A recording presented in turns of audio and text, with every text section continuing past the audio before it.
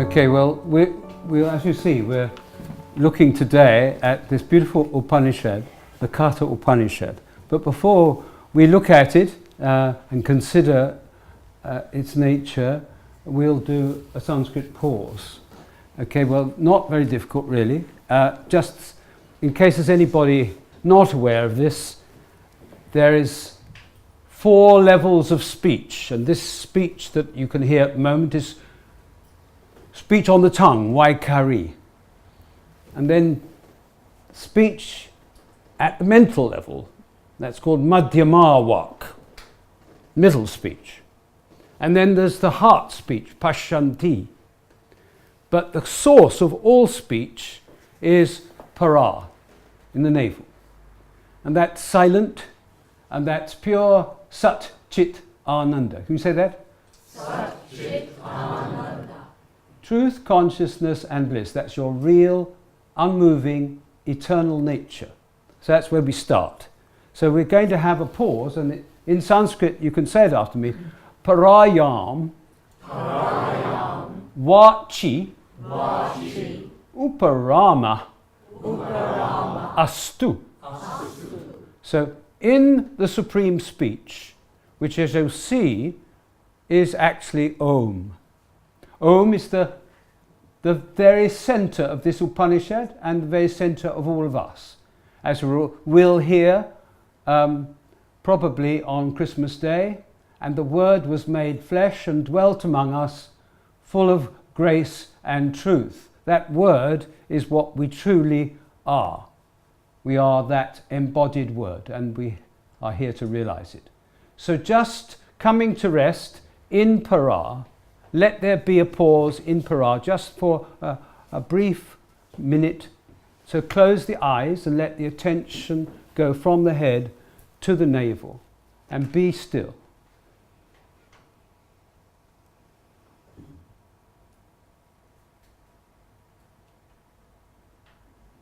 And experience that Gambhira Ananda, that profound peace.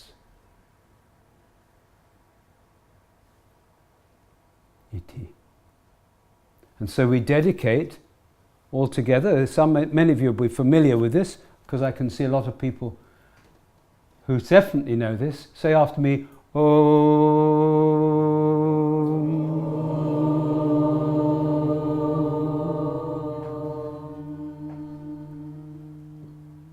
Paramatmane, Paramatmane, Namah, Namah, Atta. Atha. So here begins. So Gabrielle's going to take us through this, and Linda will be reading the English. So we'll begin with the invocation to this Katha Upanishad, and first we'll just hear it twice as it sounded, and then the third time we can sound it together. First time we'll hear it, second time call and response, and third time all together.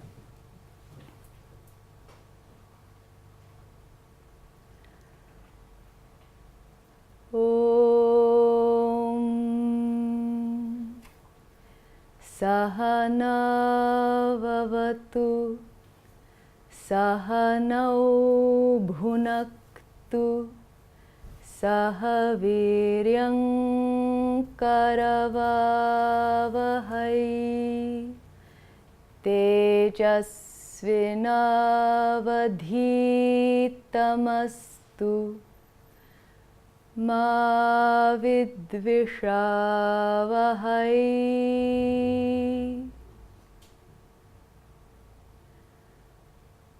Om.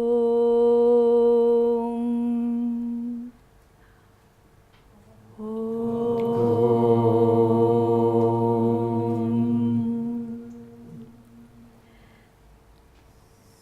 Sahana Vavatu Sahanau Bhunaktu Sahaviryam Karavavahai Tejasvinavadhitamastu ma vidvishāvahai.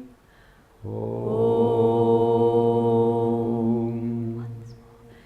Sahana vavatu Sahanau bhunaktu Sahaviryam karavavahai Tejasvinavadhitamastu ma vidvishāvahai.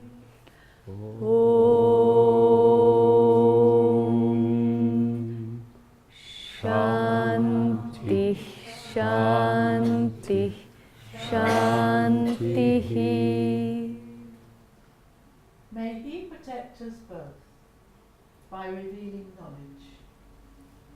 May He protect us both by vouchsafing the results of knowledge. May we attain vigour together, and let what we study be invigorating. May we not cavil at each other. Peace, peace, peace.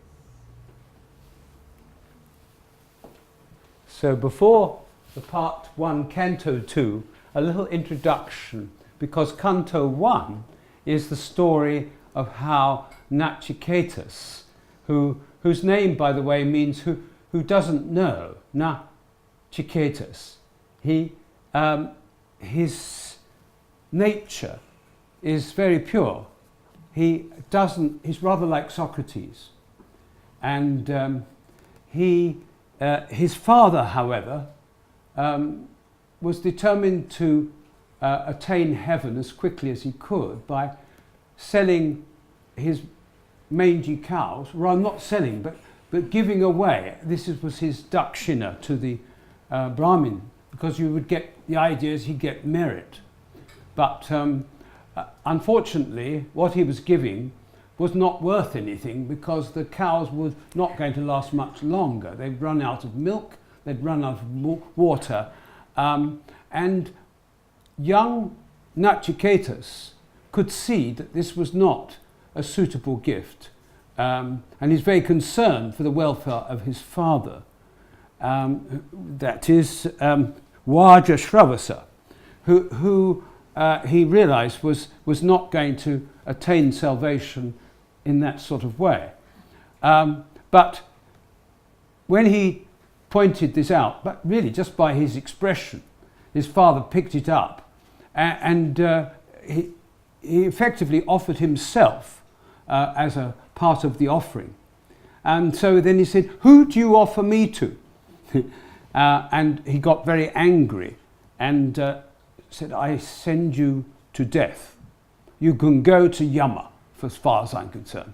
And so, of course, that's what he did.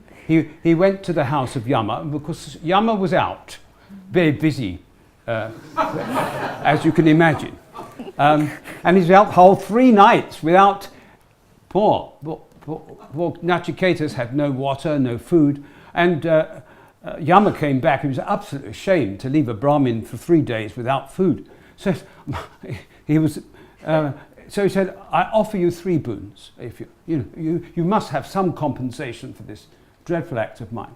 So the 3 boons were responded to by Nachiketas. Nachiketas, first one, would that my father should receive me back alive, and he should be free from anger. So that's the first boon, to be free from anger and to be present. Now the second one was to know of the Nachiketas fire, to discover what is that fire which leads to heaven. And this is the fire, of course, that permeates the universe. He wanted to know about that. And to help with that, three aspects of it were given. And one was the sense of sacrifice, practice of sacrifice. Another was of study. And the third was of learning to give. All of this, of course, was very helpful. But it wasn't really what it wasn't the real thing that he was after. So it wasn't until the third one, which is the boon, which would enable him to understand and conquer re-death, punar-mrityu. And this is what we're going to focus on, because actually Yama really tried very hard, rather like the devil tempted Jesus in the wilderness. He really offered everything to Nachiketu to persuade him not to pursue asking that question, what lies beyond death? But this young man was truly determined, and he was a young man of faith, Shraddhamaya, as they say.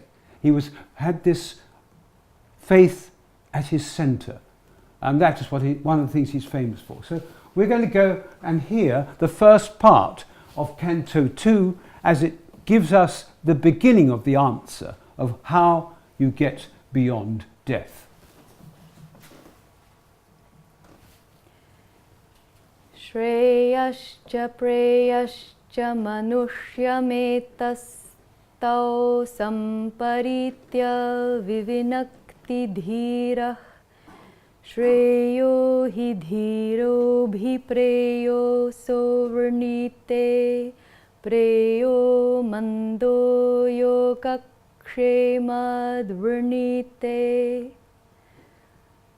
sarve vedayat padamamananti tapangsi sarvarni cha yadvadanti yadichanto brahmacharyan charanti tatte patagum sangrahena bravimyo mityetat om iti etat etadyevaksharam brahma etadyevaksharam param etadyevaksharam jñātva yo yadichati tasya tat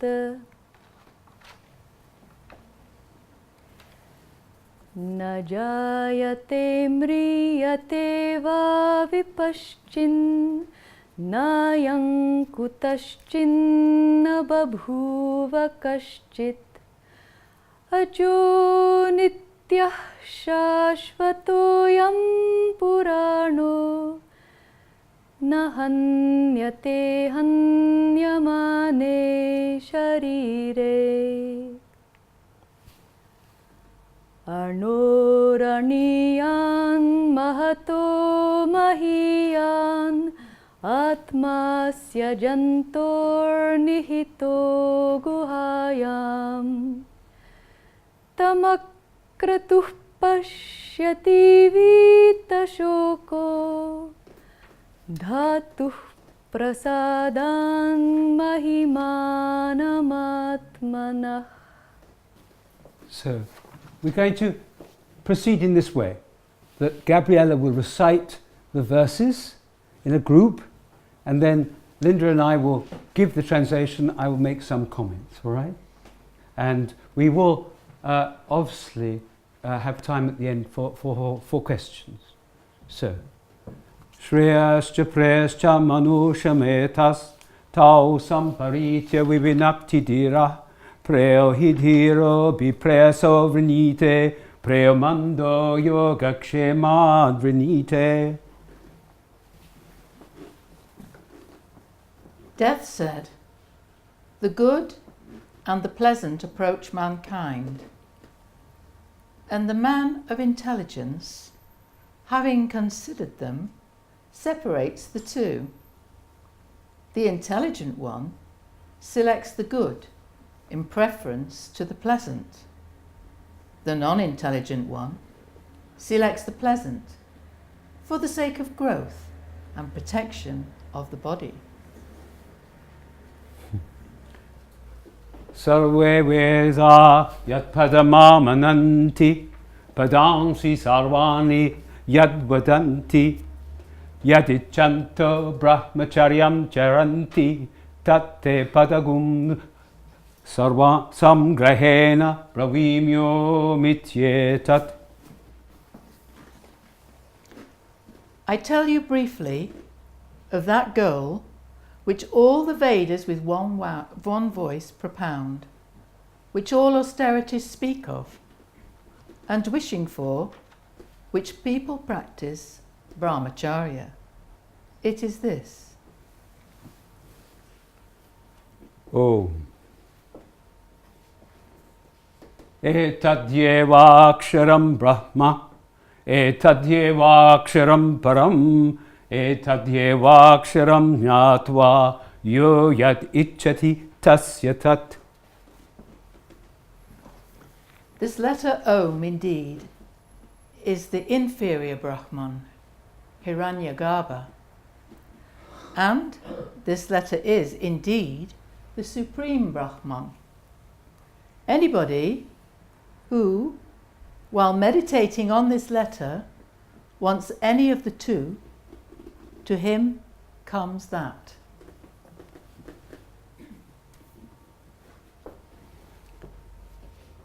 Na jayate mriyate va vipaschin, nayam bhutva, nayam kutaschid na babhuva kaschid, ajo nitya shashvatoyam purano, nahanyate hanyamane shavire. The intelligent self is neither born nor does it die. It did not originate from anything, nor did anything originate from it. It is birthless, eternal, undecaying and ancient. It is not injured even when the body is killed.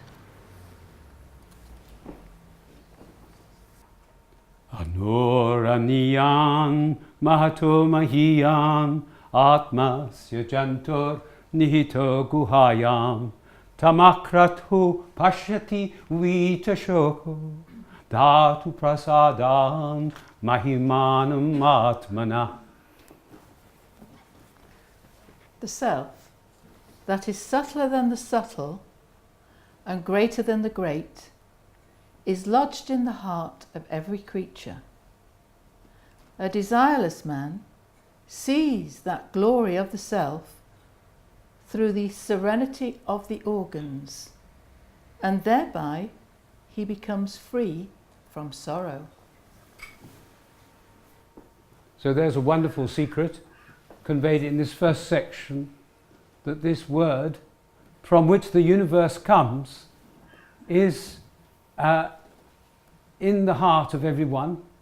That is yourself, that is the Brahman, that is Om. And this is to be found, although it is very, very subtle.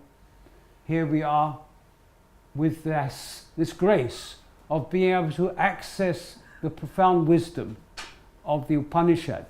Upanishads have as their function, one, to destroy the avidya, that's the part of the sad, is visharana, and the next part is gati, going towards the teacher, going towards Om, going towards your real self, and finally sinking deep, our sadhana.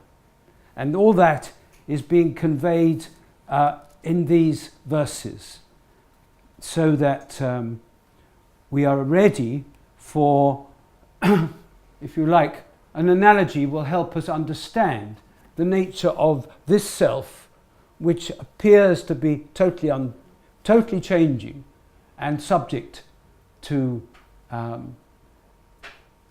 the pleasant rather than the good.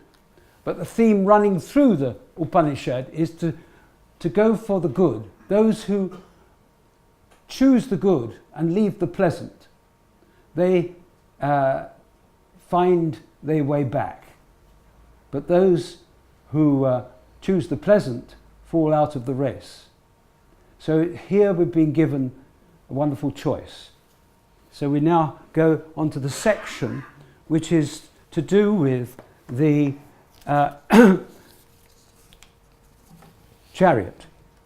Atmanagum ratinam vidhi shariragum rathamevatu buddhintu sarathim vidhi manah pragrahamevacha indriyani hayanahur vishayagum teshu gocharan atmendriyamano yuktam bhoktetyahur manishinaha yastva vijñānavan bhavati yuktena manasa sada tasyendriyāṇyavashyāni duṣṭāśva iva sarate yastu vijñānavan bhavati yuktena manasa sada tasyendriyāṇi vashyāni sadashva iva sarate yastva vijñānavan bhavati manaskah sada shuchih nasat tatpadamapnoti samsaranchadhikacchati. So the parable of the chariot. Atmanagum ratinam vidhi shariragum ratam evatu buddhim tu saratim vidhi manah pragraham evacha. Know the individual self as the master of the chariot, and the body as the chariot. Know the intellect as the charioteer, and the mind as verily the bridle. Indriyani hayanahur vishayagumsta teshu gocharan atmendriyamano yuktam bhoktetyahur manishina. They call the senses the horses. The senses, having been imagined as horses, know the objects as the ways. The discriminating people call that the self, the enjoyer, when it is associated with the body, senses, and the mind.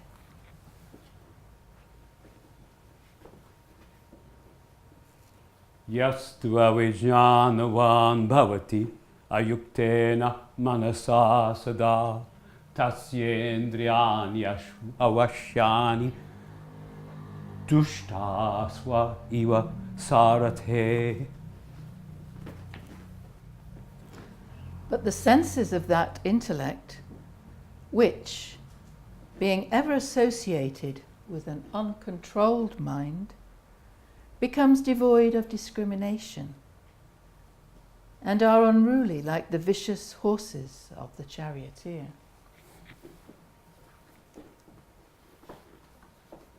Yastu vijñānavan bhavati yuktena manasa sada tasyendriyani vashyani sadashva iva sarate.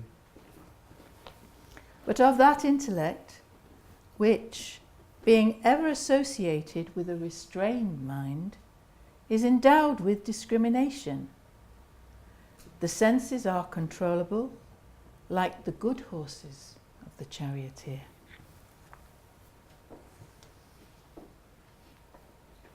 Yastu avijñānavan bhavati amanaska sadashuchi na sa tatpadamapnoti samsaram chadigacchati. But he, that master of the chariot, does not attain that goal through that intellect, who, being associated with a non-discriminating intellect and an uncontrollable mind, is ever impure, and he attains worldly existence. So we have a wonderful teaching here that is probably new to the West, this detailed account of the nature of the human mind, with concepts much more precise than in the Greek language. And we have this concept of the buddhi at the center of it, the buddhi being able to discriminate or not, as the case may be. But clearly the fact that we have a human embodiment is a sign of strong buddhi. In fact, it's only with a human embodiment, so we learn, that self-realization is possible at all. So the Upanishad, this wonderful Upanishad, is giving the background as really picking up on the kind of reaching that you find in Plato's Phaedra. But this is much more precise than I would suggest, than Plato's description. So we have here the one who is the Lord of the Chariot is the one who believes he is the enjoyer. So this identification with that is part of our situation. But the Upanishad provides wonderful keys for beginning to distinguish between the buddhi, the manas, and the mahat, the great soul. We'll see that going a bit further as we go on into the Upanishad. But this is absolutely crucial for understanding the path of the good and the path to self-realization. So, Esha sarveshu bhuteshu gudhotma na prakashate drishyate tvagryaya buddhya sukshmaya sukshmadarshibhih yachedvang manasi prajñastatacche jnana atmani Jnanamatmani mahati niyacche tadyacche chanta atmani ashabdam asparsham arupam avyayam tatarasam nityam agandhavacchayat anadyanantam mahatah param dhruvam nichayatan mrityu mukhat pramuchyate ashabdam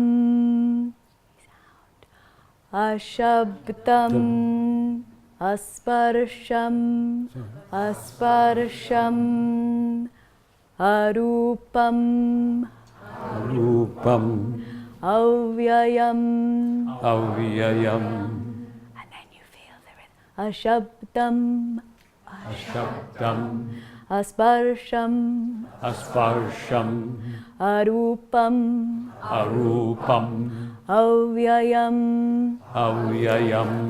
Ashabdam. Asparsham.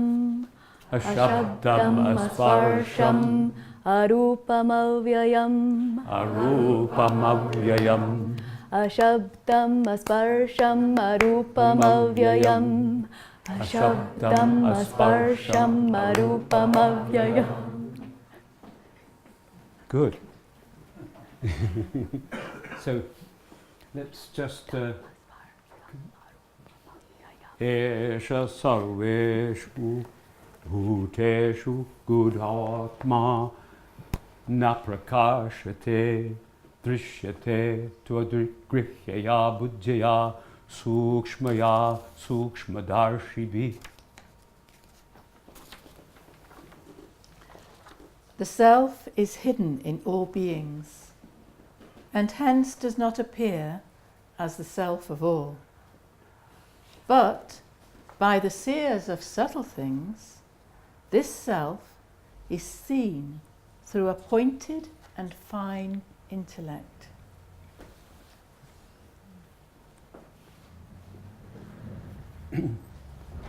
Yat chet vang manasi jadnyas tad yat chet chanta atmani jnanamatmani mahati nyachet tad yat chet chanta atmani. The discriminating man should merge the organ of speech into the mind, and he should merge that mind into the intelligent self.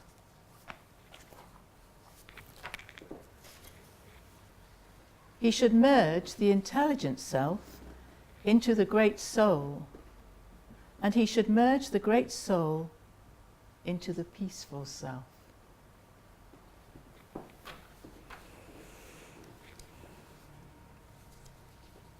Ashabdam asparsham arupam avyayam tatha rasam jam agandavachayat anadyanam tam mahatah param dhruvam nichaya tan mrityu mukhat pramuchyate.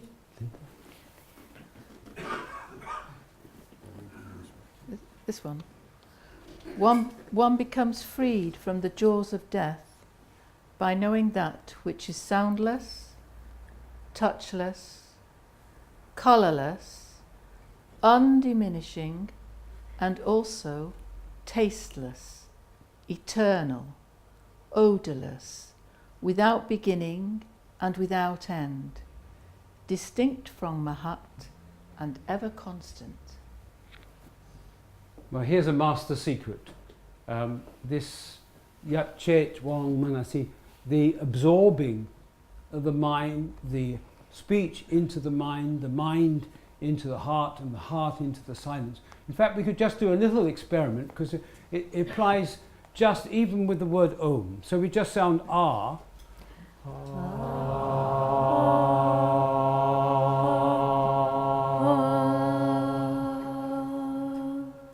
That's the beginning, that's Wak.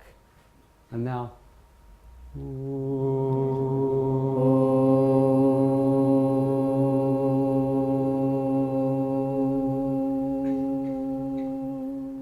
and then let them merge together.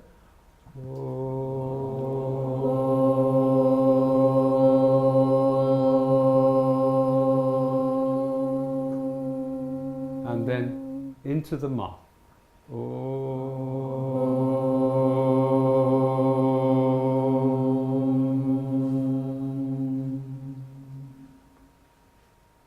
Again.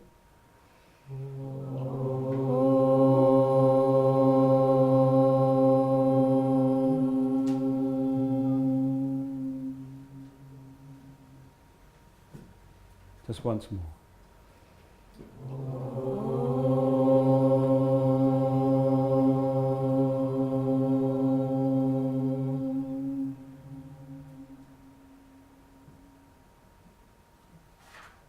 So not in any way remote. So we go to the next stage of the Upanishad. This is this beautiful section. Gabriella, you'd like to start for us?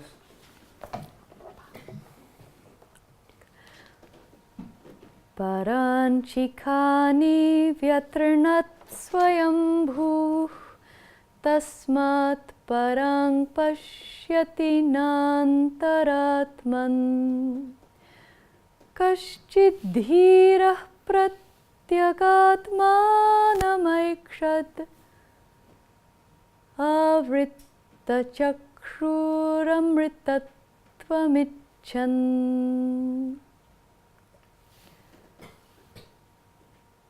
Angashthamatrah purusho madhya atmani tisthati Ishano bhuta bhavyasya natato vijugupsate etadvaitat etadvaitat.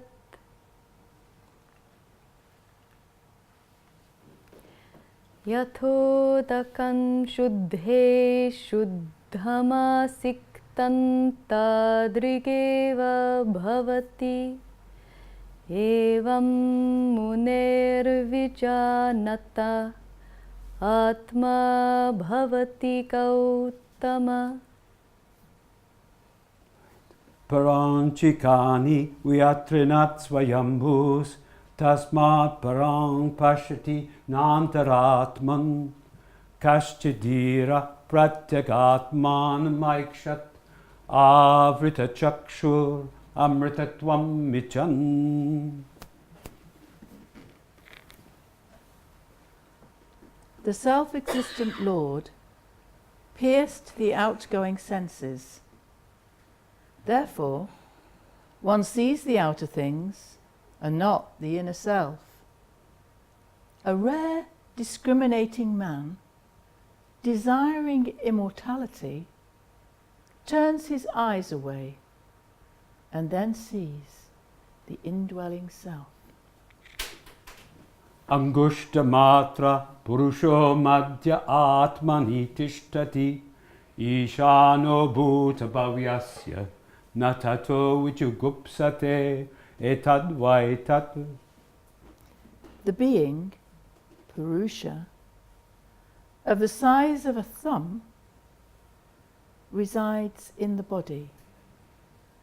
Knowing him as the ruler of the past and the future, one does not want, by virtue of that knowledge, to save the self. This is indeed that.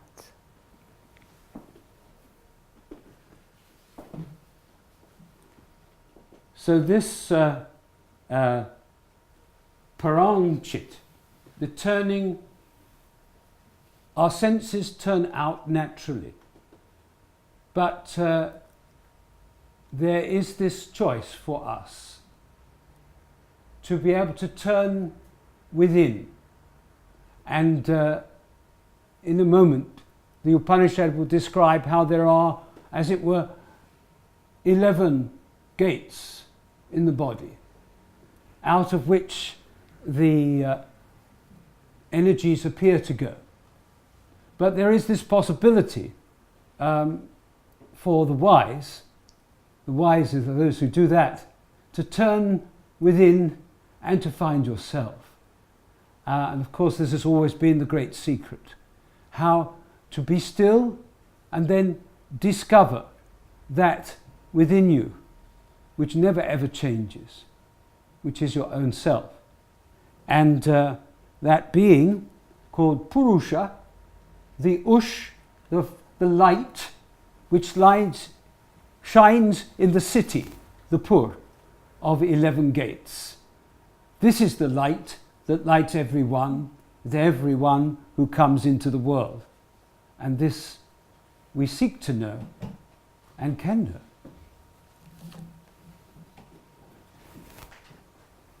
So, what is the result? The result, well, yatodakam shuddhe shuddham. Whoops, we haven't got there yet.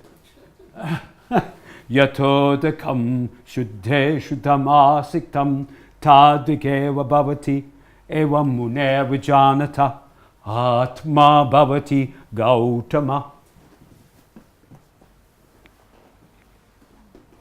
O Gautama, as pure water poured on pure water becomes verily the same, so also does become the self of the man of knowledge who is given to deliberation on the self. Here's a wonderful message. That we become one. We are already one. We are in fact pure consciousness, Purnam. But in this journey, gradually more and more, that purification takes place, and you realize there is no difference between any of these wonderful forms, because they are all of the same pure substance in truth.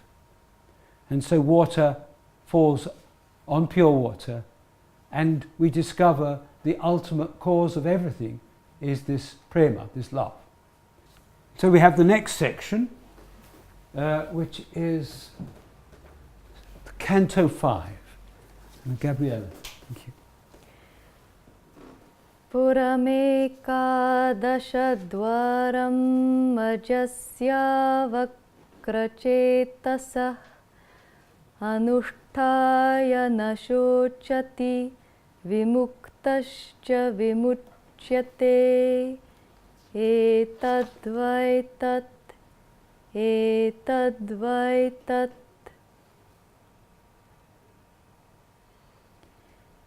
Nityo nityanam chetanascetananam eko bahunam yo vidadhati kaman tamatmastham yenu pashyanti dhiras tesham shantih shashvati netaresham.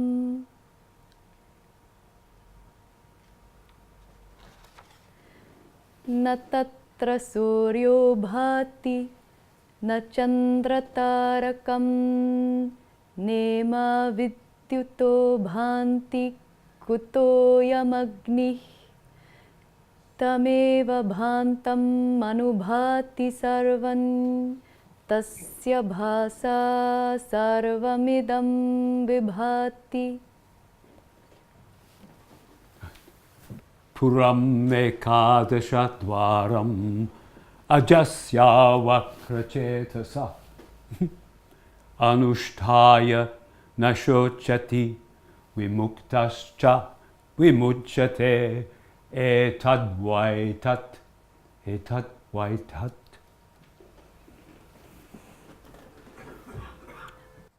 Of the unborn one, whose consciousness is unflickering, there is a city with 11 gates. Meditating on him, one does not grieve, and becoming freed, one becomes emancipated. This is that.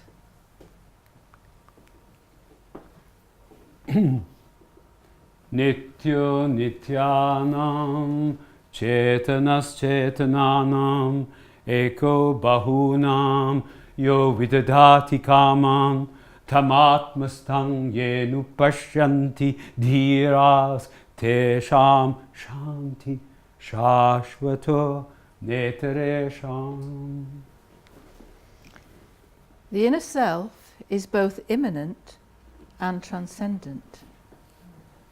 Eternal peace is for those, and not for others, who are discriminating, and who realize in their hearts him who, being the eternal among the ephemeral, the consciousness among the conscious, alone dispenses the desired objects to many.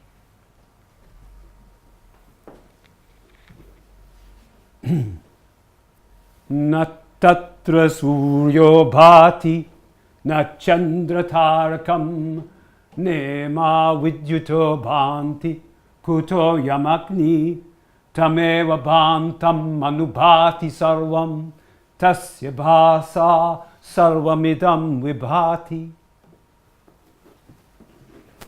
There the sun does not shine, neither do the moon and the stars, nor do these flashes of lightning shine.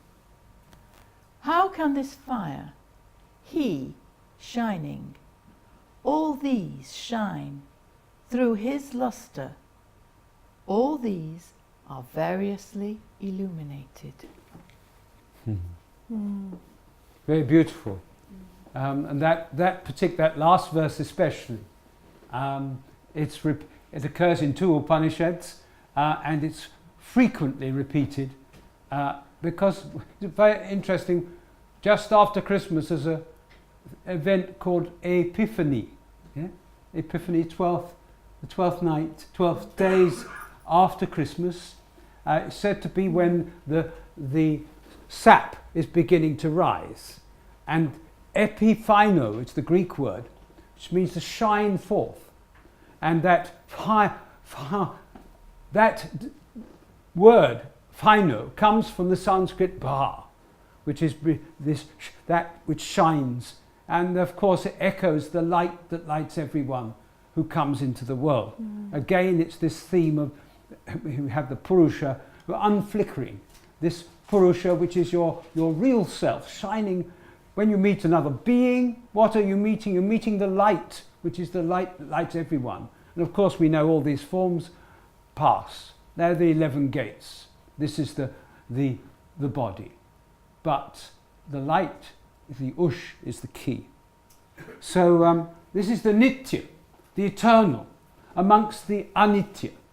This is your nature, which is nitya shuddha buddha mukta swabhava. Can you say it? Nitya shuddha buddha mukta swabhava. Your nature is eternal, shuddha, pure, buddha, wise, mukta, free. So, we are on to the last the last section, which is Canto 6. Indriyebhyah param mano manasah sattvam sattvadadhi mahanatma mahato vyaktamuttamam avyaktatu parah purusho vyapako linga evacha yanjñatva muchyate jantur amritatvam chakachati.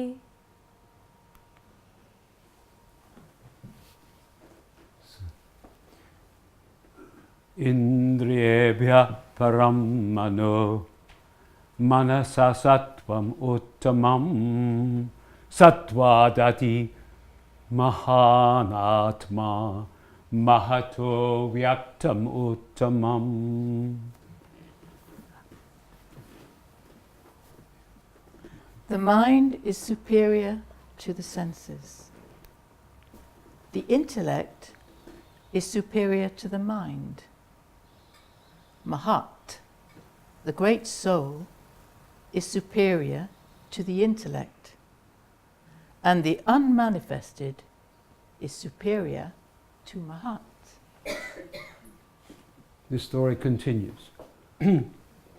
Avyaktat tu para purusho vyapako linga evacha yam jnatva muchyate jantur amritatvam hi vindate amritatvam jagachati. But superior to the unmanifested is the supreme Purusha, who is pervasive and is indeed without worldly attributes, knowing whom a man becomes freed and attains immortality. Right. Some of you may have heard the circle of 9 points. In fact, for a lot of you, it reminded me of that. If you think Indriya, the 5 senses, that is, are the 9, 8, 7, 6, 5. If you like, going backwards round the circle of 9. And the first of those senses, the grossest, is of course smell. So that's associated with the Mahabhuta, earth, or Prithvi. Then working back, we have the water, the jala, which is the sense of taste, isn't it? Working back behind that, we have the tejas, the fire, and that is the sense of sight.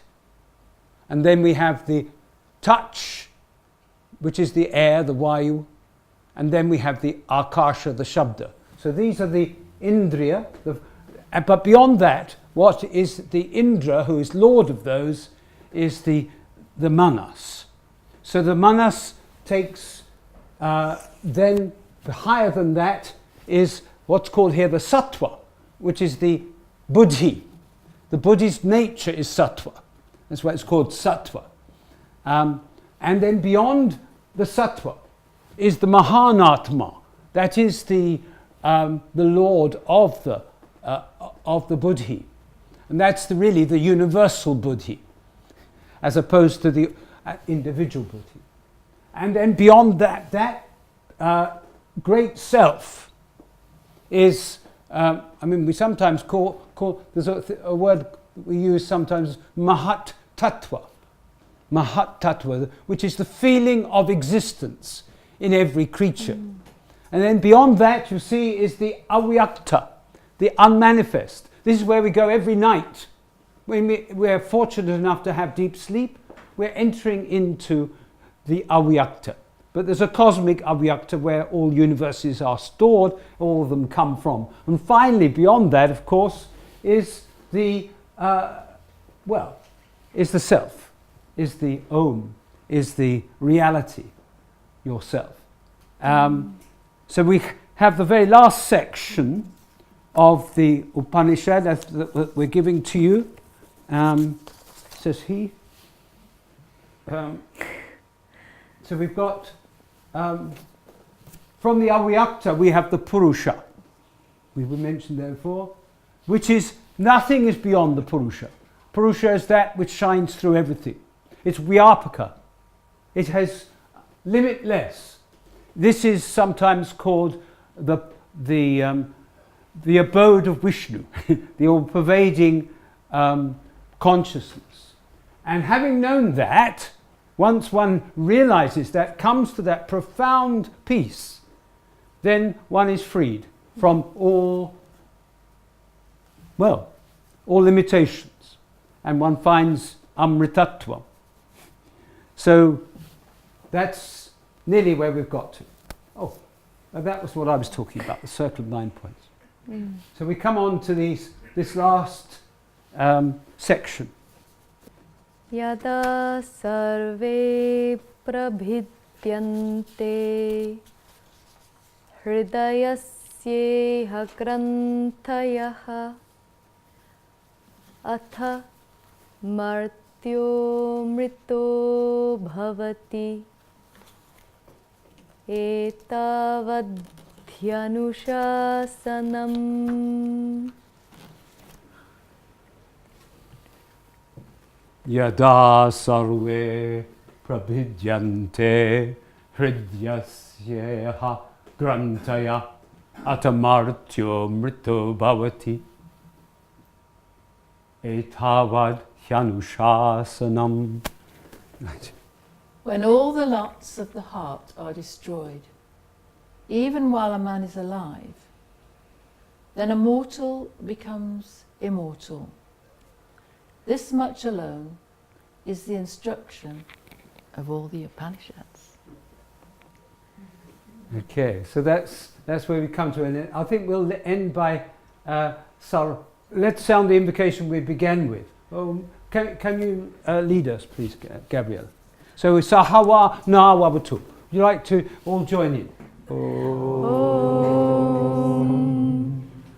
Sahana Vavatu Sahanau Bhunaktu Sahaviryam Karavavahai Tejasvinavadhitamastu ma vidvishavahai.